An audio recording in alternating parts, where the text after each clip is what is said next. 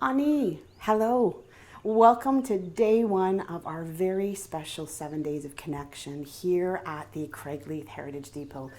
I am deeply nestled in one of my favorite spots. Even though I've only been here a couple of times, this was a place that called to me. We're inside of the Truett, and I am excited to be leaning into you today to start this individual self-reflection journey for you out there.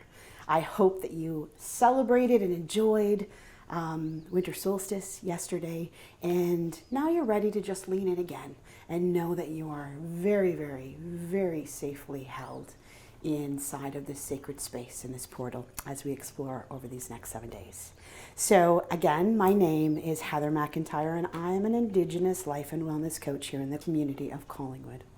Today is the first day of our quest to dig a little deeper into the makeup of exactly who you are and how you're showing up to explore the world that is all around us. I know that this year again has been very hard, and I know a lot of what is yet to come is unknown, and that can be very scary and disruptive for everyone.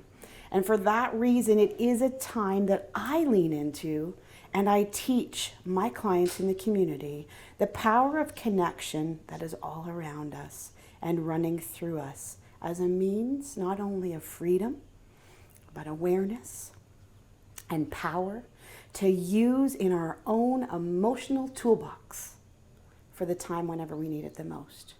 So if you get anything from these 7 days, this is an emotional toolbox for you to pull on any time that you want to bring you back to center and back in line to keep going. Effective communication comes from a place of inner knowing. It comes from understanding and feeling, and it opens up an opportunity to welcome, to reach for, and to achieve great things, all because we are clear and we know exactly what it is that we need to experience in this world in order to complete the emotional, physical, mental, and spiritual transactions of life. Today, I invite you to experience the grandfather teaching of humility. To know yourself as a sacred part of creation is the underlying truth of teaching and the teaching of humility. Humility is to walk this world with eyes of understanding and acceptance of all your kin is often one of the hardest things that we can do in this world. It is hard to embrace due to the society pressure that we're surrounded with on a daily basis. But when we can show up vulnerable and raw, open to being fully alive, humility becomes not a sign of weakness. It's actually a sign of a worldly power that most people strive to achieve. So today, I ask you to look inside the lens of humility in the world around you. When you're faced with a challenge, may you search for the lesson inside the awareness. When you are faced with cruelty, may you see that the lesson of acknowledging your own personal pain before it manifests into hate. And when you are faced with love, may you lovingly accept it, return it, and give it back into the world as a great gift to mankind, because it creates ripples.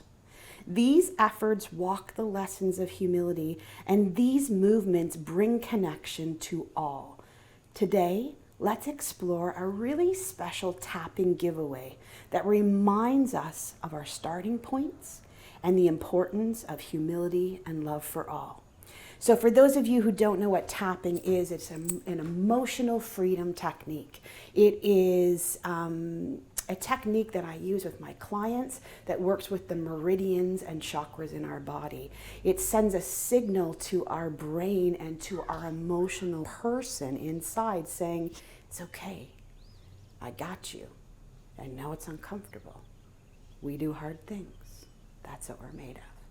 So I'm going to do some crazy things, and I'm going to ask each and every one of you to do them with me.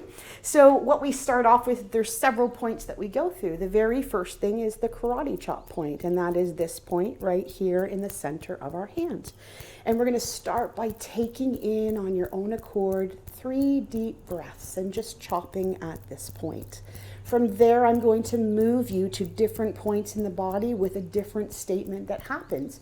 I'll call them out. It will look like this, just to show you quickly.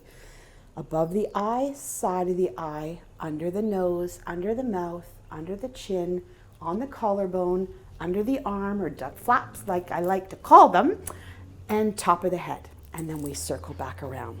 So everybody's starting in that point. Let's actually first take a deep breath in. I like to hold my breath at the top for just a minute and then let it out with a longer exhale. And starting here at that karate chop point at the side of the hand, we'll start with our opening statement. Even though I feel these old leaky patterns, I love myself and accept myself as I am. Even though I have these old leaky patterns, I love myself and accept myself as I am. Even though I have these old leaky patterns, I love myself and accept who I am. Moving to above the eye, these patterns. To the side of the eye, they're ingrained in me. To under the eye, I should be over them now. To under the nose, I shouldn't still be falling into them. Under the mouth, but I do. To the collarbone, I stumble into these old familiar leaky parts. Under the arm, and I don't like that when it happens. Top of the head, but it does happen. To the eye, and that's okay. To the side of the eye, I accept myself with these patterns. Under the eye, I love myself with these patterns. Under the nose, it's safe to notice the emotions buried inside of these patterns. To under the mouth, I can begin to hear the limiting beliefs that fuel these patterns. To the collarbone, and I can love myself through it all. Under the arm, there's no shame in having these patterns. To the top of the head, they're part of my human experience. To the eye, above the eye, I can look at them with new awareness. To the side of the eye, without guilt or shame or self-criticism. To under the eye, I can see these old patterns with new eyes. Under the nose, and I can love myself through the entire process. Under the mouth, I can accept myself through this entire process. Collarbone, it's safe to love and accept myself now.